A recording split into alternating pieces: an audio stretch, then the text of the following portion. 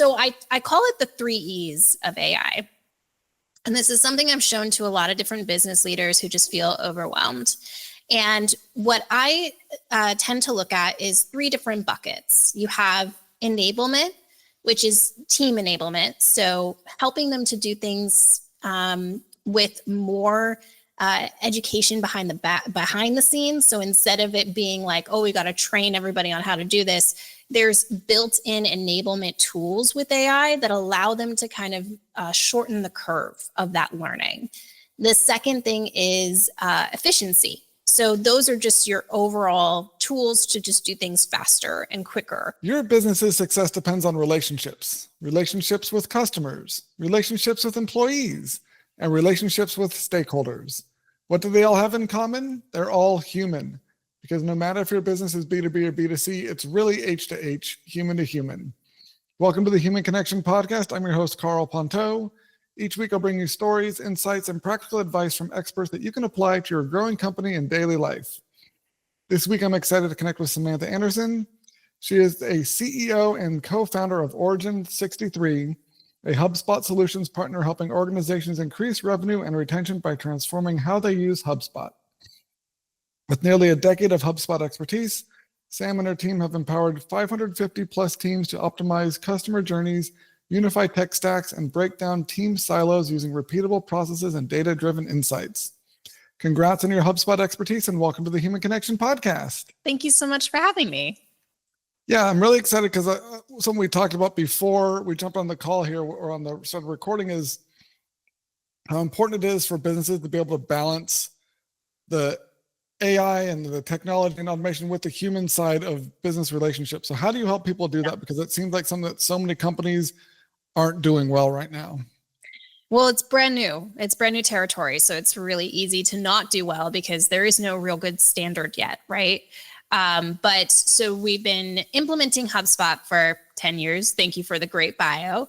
But one of the things that we've really been focused in on for the last 3 years is the customer service, customer success side of HubSpot software and the processes that power it. Well, when AI really hit the scene and when it started to really stretch its legs, customer support was the first to be impacted. So what we were seeing was a lot of these big companies talking about how they're going to replace all of their staff with AI. And basically, this future where a customer doesn't talk to a human ever during a customer support engagement. What I think we found very quickly, as you're saying, is that pendulum had swung way too far to the AI side. And those types of companies definitely had a realization that there are specific situations where humans should be involved, especially when it comes to support inquiries, but also just, across our businesses as we start to see AI scale in its ability with agents. And so this idea of melding both AI and humans together is really where I think we're starting to settle out. And we're starting to see this promise of augmented teams really come to fruition. So if people listening maybe aren't familiar with this concept of AI agents, this idea that essentially you have virtual workers in the background doing very specific tasks based off of a very specific defined skill set. But these are all automated. These are essentially AI robots, right? What we're starting to see now, even within the HubSpot software and then the overall ecosystem, is that what teams are doing is they're defining what the roles are for in terms of customer service, is the escalation paths. This is where humans need to be involved because usually a couple different things. One, there's high emotions involved, and AI might someday become very empathetic and be able to, make those human decisions that we make reading social cues. We're not quite there yet. Right now, we're really in the language model of AI, not necessarily in there's a bunch of different spectrums of AI, but there's so much more intelligence that needs to happen to be able to read a human, not just their words, right?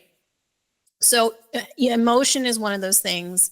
The second thing is usually technical expertise, which AI can handle to an extent.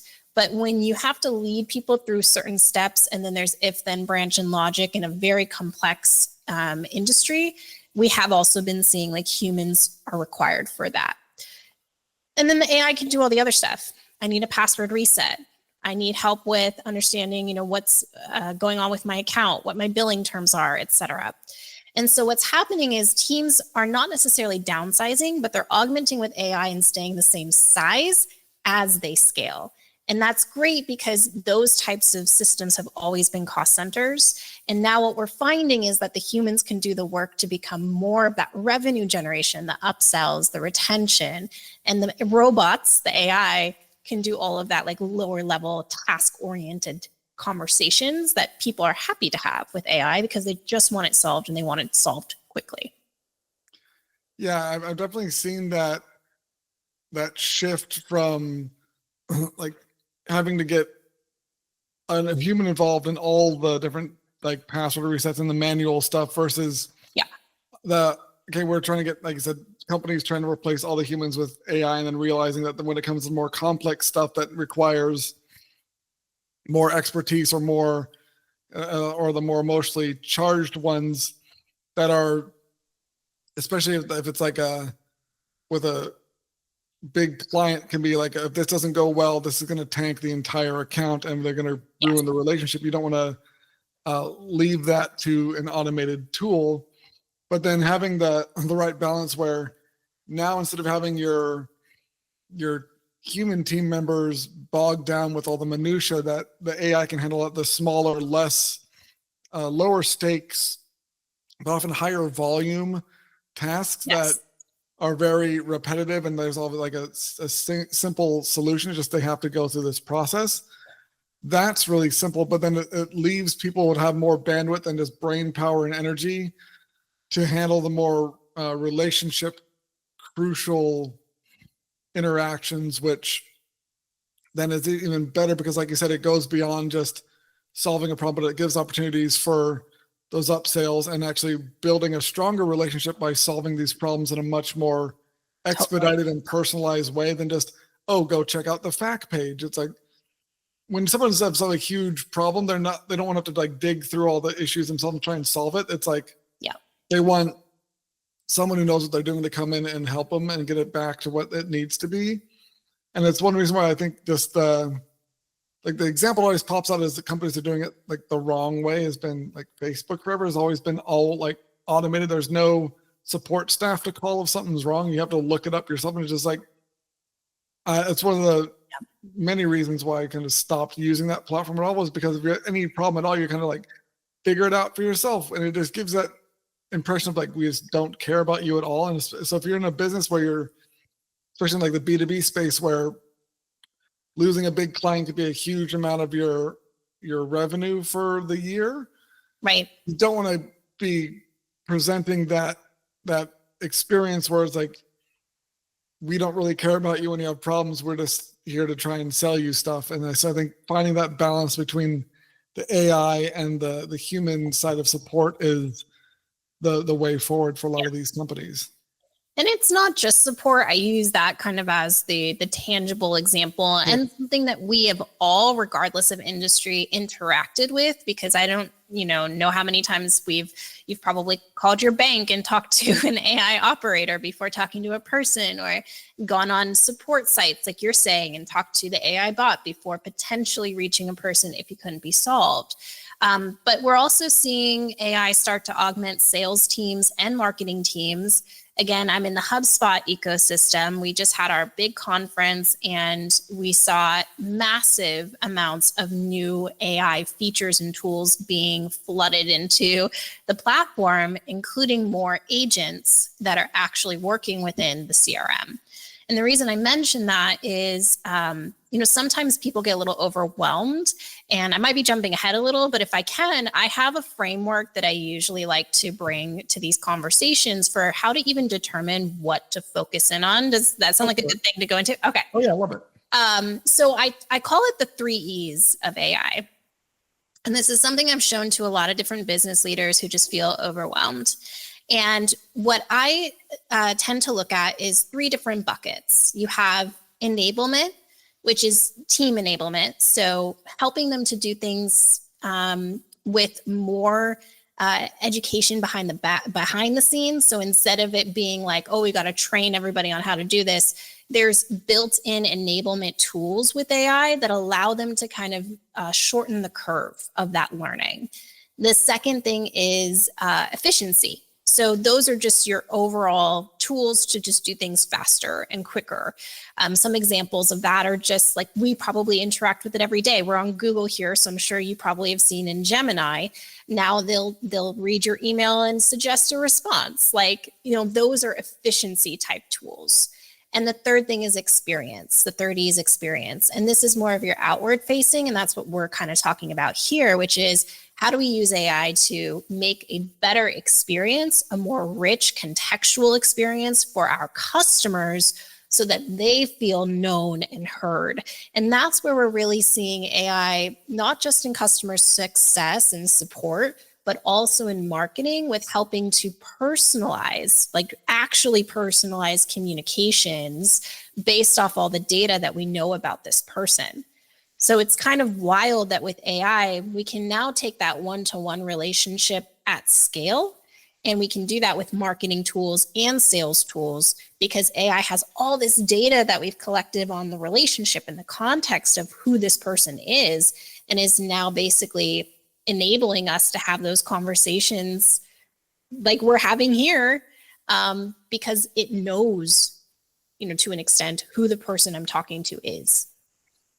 Yeah, and I think one of the things actually I saw, I think it was yesterday, there was a post by the VP of product at HubSpot, where he was talking about how one of the new tools they laid out was something that helps, because there's a big problem internally where the salesperson's built up a relationship and they're going to know everything in their head. And then when they go to hand it off to CSMs, the CSMs don't get all the information they need. So there's this kind of, we have to relearn stuff. So now instead of having to keep asking the sales team to like fill out the CRM, the AI can basically listen in on the conversations and fill out all the information. So when there goes for the handoff, the CSM already knows everything they need to make that transition a lot more frictionless and the experience is better for the client because there's not this like re-answering all the same questions they told the salesperson, which is, again, this shows that, or makes it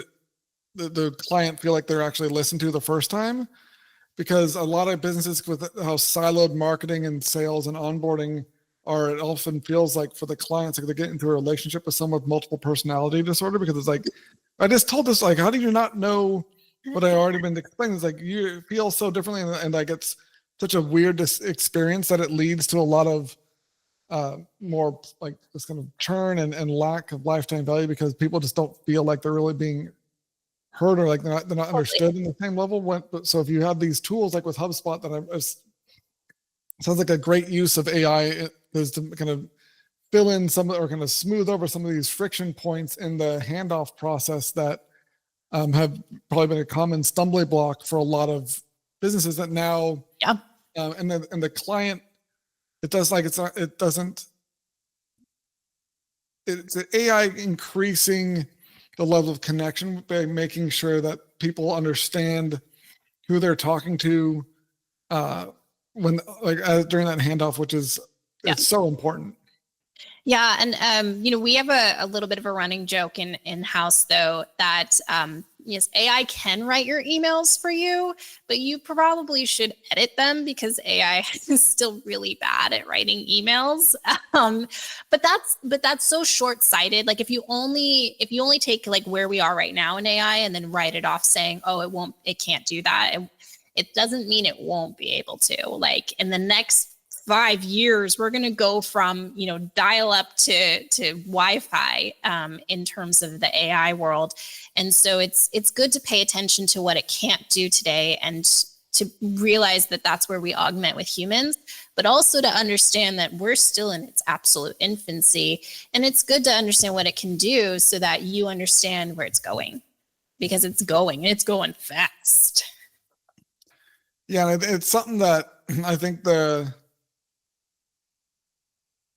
there's also like there's this interesting, I've seen a number of articles today even about just like the trust issue that I think is like kind of especially in like health tech or other sort of like industries where it's Sure. their lives are on the line, but even in tech space in general, there's this kind of reckoning of the kind of how well companies are building trust and are being transparent with this sort of stuff. Because a lot of AI tools are still very much like there's a kind of a black box element to it. People don't really understand how it's working or what is going on. And so if you're trying to build trust through your client experiences and you're implementing these AI tools, you really need to factor in and not just make trust like a checkbox, but like a real like the focus of how you build your systems and how you're designing the experience, because it's one of those things where it takes a lot of work to build and it can be destroyed so quickly. And it's with the kind of the current style, like the way it's been implemented in a lot of companies, it hasn't helped build trust that well. Right.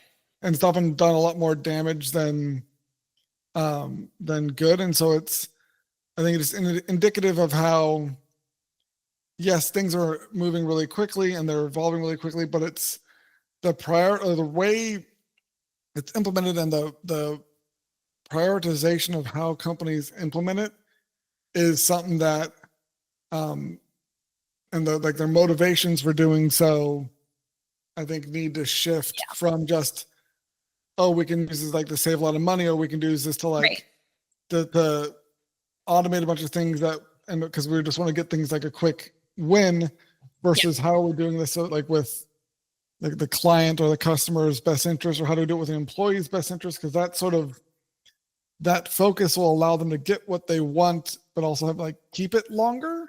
Because if you get like a short-term win, but then it comes out that like there's all these issues, or like there's like security issues, or there's kind of exploitation, or like just or like there's all these things where it could be just you have a little uptick from it, and just like it tanks things when the reality comes up that they weren't really doing things either like ethically or safely or in a way that basically erodes all the trust in their brand, and it ends up setting them back way more than they could have possibly gained by hastily applying this tech. Yeah. And it's 5 times more expensive to acquire a new client than to retain one. And then if you are retaining at a higher rate, then you're actually going to boost profits faster. So it's not, when you're switching to AI, it's important not to be like, well, we're doing it with the goal of cost cutting, saving money. Like that should be a great outcome of it, but it shouldn't be the full purpose. The purpose of, like you're saying, should be, how is this going to, and that's where the 3 E's come in. Is it going to help my team? Is it going to like increase the experience for my customers? And I think that's where, again, we have this augmentation of human and AI teams coming together, not for the outcome of cost savings, for the outcome of making it a better experience, not only to work here, but to work with us. Yeah, because I think if you try and get people to adopt the tools internally, saying, hey, not that this is going to replace your job, but this is going to do all the things you didn't like to do anyway, and they'll allow you to do the things you want to do more, that you actually get fulfillment from and feel like they're moving things forward and you're actually contributing. That's going to make it a lot easier for teams to adopt than if you're trying to get, saying, hey, we're going to have, instead of having all your customer support issues going to someone like a human, you're going to have to deal with this like chat bot until you're blue in the face. That's not appealing. But if it's like, hey, we can help you get a more personalized experience and help you feel like we actually, and you're gonna get a much more intentional relationship that shows that we actually are catering a customized experience that you really need, not just giving a generic templated client experience. That's a much better mindset than what I think so many companies are doing when they jump on this hype train. Yeah, absolutely. Exactly. And so if you, besides the 3 E's, is there any like kind of one big like takeaway people that wanted to start like implementing this right way should do? I think audit your customer journey first and foremost. What are all the touch points that somebody goes through from start to finish? And I mean literally start to finish, like from first time that they interact with your brand to sales to, if you are a service-based business, what does that like onboarding activation journey look like? And what happens once you are using the tool? What happens after that when you start to talk about renewal if you have, a SaaS product, or even upsell or cross-sell, especially if you have products. And the reason I always say start there is because what we're really looking to do is solve friction with AI. It's not just injecting AI into everything just because we can. It's about making the experience for the humans using the tools better. And so if you understand where in your customer journey there's friction, whether that's internally, like sales to service handoff is typically internal friction that has an outside effect on our customers, but also for our customers too. Where can we support them? And then that's when you can start to understand, okay, let's just use sales to service because that's an easy one to like wrap our heads around, right? And then you can start to dig into what AI tools do we currently have that we're not using, because most tools today that you're using have something in them from an AI feature perspective. So what can we expand into and adopt to solve that problem? And if we can't, we don't have the resources currently, then it's about evaluating the softwares that you can, that can solve your problem. And I think there it's just make sure that you're determining the actual problem, what you want the outcome to be. Cost, again, cost cutting is a great outcome, but it shouldn't be the main goal. If we're really talking about this from a retention and a revenue growth perspective, then it really is about how do we get this person from where they are today in their customer journey to the next step. Sometimes that's completely like that's the jump from having revenue to not having revenue. And sometimes it's just the jump from having them overcome their first hurdle so that you can build brand loyalty and then have the opportunity for retention. Awesome. Well, thank you so much for connecting with me today, Sam. If you enjoyed this episode of the Human Connection podcast, please like, leave a review, and share it. If you'd like to connect with myself or Samantha, check out the links in the show notes. And remember, no matter if your business is B2B or B2C, it's really H to H, human to human. Happy connecting.